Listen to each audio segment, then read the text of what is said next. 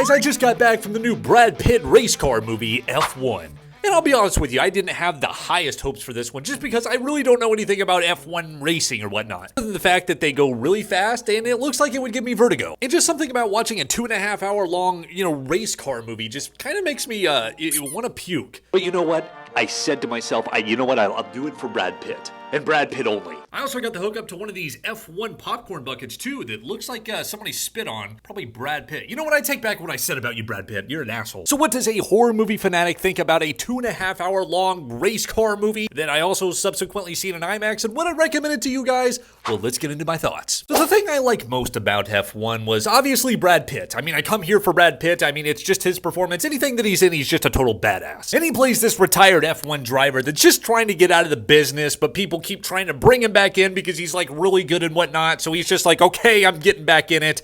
But he's like a total tool. But one of those cool tools, not like a normal, like a hammer or anything like that. Kind of like one of those Dr. Seuss thingamajigs. And when he decides to join the team, he is then confronted by his teammate, who is also kind of like his rival in this, Mr. Franklin Saint himself. He's also kind of a tool, but like a cool tool. Not as cool as Brad Pitt, though. Kind of like a Stephen Hawking keyboard.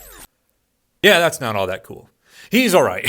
The bitter rivalry between an F1 driver who's just trying to make one last name for himself, and then you got the youngster who's just really flashy and cool, but he also wants to be like the main guy on this team. Their kind of chemistry and their back and forth is what really kept this 2.5 hour long movie very entertaining. I also really appreciated the fact that this movie advertises high stakes and high impact F1 driving. It's not one of those typical Hollywood gimmicks where they try to advertise a certain premise and then you go and watch the movie and it's like 30% of the movie and the rest of the movie is just, side quests and some random romance BS that nobody asked for.